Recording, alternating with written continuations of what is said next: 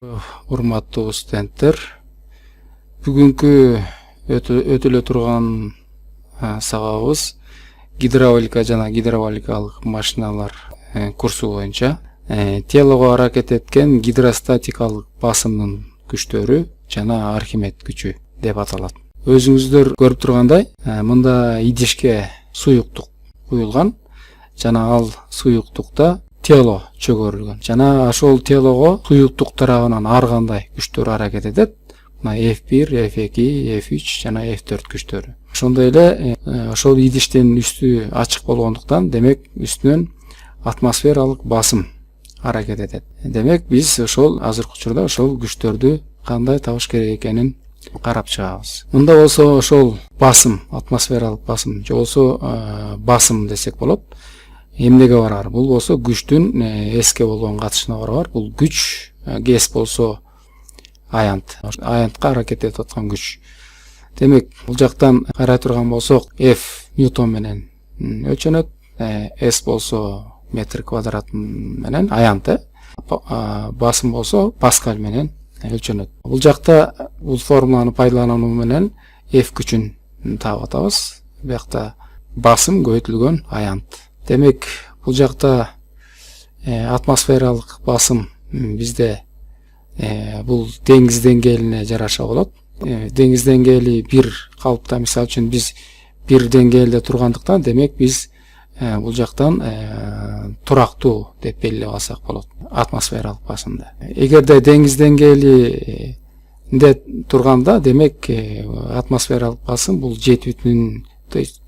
760 мм ртутуна басталбага барабар. Ал эми бир атмосфера басым болсо, бул болсо 101,325 паскальга барабар. Бирок биздин шартта болсо, азыркы учурда биз деңиз деңгээлинен өйдө тургандыктан, демек бул 760тан бир аз азыраак көрсөткүч көбөйөбүз да. Демек, ушул формуланы пайдалануу менен кайра жазып атам.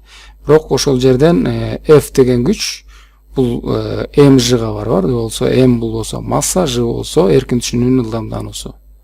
Эркин түшүнүүнүн ылдамдануусу турактуу, өзүңөр билесиңер. Демек, бул жактан m-ди дагы өзүнчө ажыратсам болот.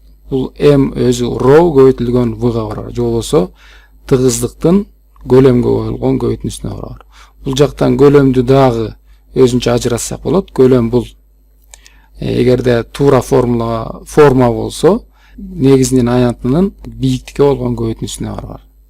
Демек, мына ушул маанини азыр мдин ордуна алып келтирип койсок, мына мону алып келип койсок, демек бул жактан s менен s кыскарып кетет да. Демек, бул жакта ρ көбөйтүлгөн g көбөйтүлгөн h-ка барабар болуп калат. Эми бул жактан ошол чөгөрүлгөн телонун F3 жана F4 күчүн таап атабыз. Демек, экөө бир деңгээлде жагыткандыктан, H2-де экөө мааниси бирдей болот.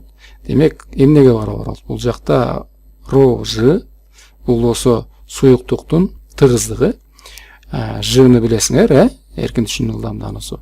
И H2 болсо, мына могу тереңдик. S болсо, бул ошол каптал бетинин аянты. И кошулган атмосфералык күч. Демек, F3 жана F4 күчтөрү экөө бири-бири менен барабар.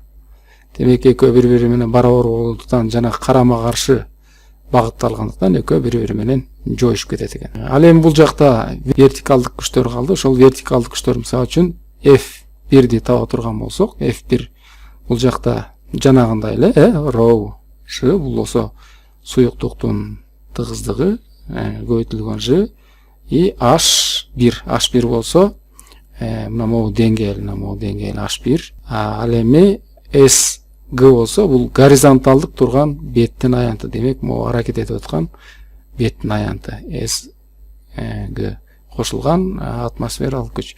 Демек, бул жактан F1-ди таптык, анан F2-ни табышыбыз керек. F2 деле ушундай мааниге ээ, бирок бир нерсеге көңүл бургула. Бул жактан баары эле окшош болуп келет дагы, анан бияктан H1 болуп атат, бул жакта болсо H3 болуп атат. Демек, телого аракет эткен күчтөрдүн негизги айырмачылыгы бир гана ошол тереңдиктерин болуп атат да.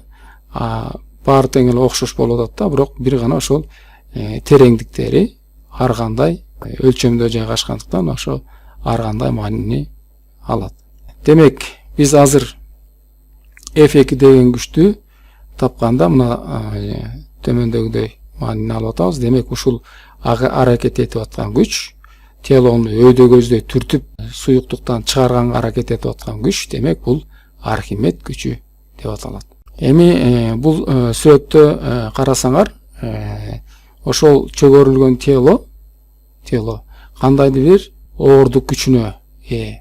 Демек, оордук күчүнө ээ, ошол эле учурда Архимед күчү дагы ошол телого аракет кылып турат. Бул болсо оордук күчү болсо ошол телонун массасынын жыга көбөйтүүсүнө барабар. Демек, бул болсо ж жанагы эле эркинишүүнүн ылдамдануусу. Эми бул сүрөттө карасаңар, ошол тело идиштин түбүнө чөгөрүлүп кеткен. Демек, бул учурда кандай шарт аткарылып атат? Бул учурда ошол Архимед күчү телонун оордук күчү жана атмосфералык күчүнүн суммасынан кичинекей болуп атат. Демек, ошол учурда тело чөгөрүлүп кетип атат. Ал эми бул учурду карасаңар, тескеринче тело калкып туруп калып атат. Суюктуктун бетине калкып туруп калып атат. Бул учурда Архимед күчү тескеринче оордук күчү менен атмосфералык күчтүн суммасынан чоң болгон учурда мына ушундай абалда болуп калат экен. Ал эми дагы үчүнчү учурда болсо, тело үстүнө калкып чыкпастан же болсо чөгүп кетпестен ортодо да калып калган учурлар болот да. Бул учурда болсо ошол Архимед күчү, оордук күчү, телонун оордук күчү менен атмосфералык күчтүн суммасына барабар болгон учурда мына ушундай абалда, сүзгөн абалда болуп калат. Демек, биз буяктан дагы жыйынтык чыгарсак болот. Суюктукка чөгөрүлгөн телону чыгарууга аракет эткен күч, ал телонун көлөмү менен туура келген суюктуктун оордук күчүнө барабар болот. Мына ушуну менен сабагыбыз соңуна чыкты. Көңүл бурганыңыздар үчүн рахмат.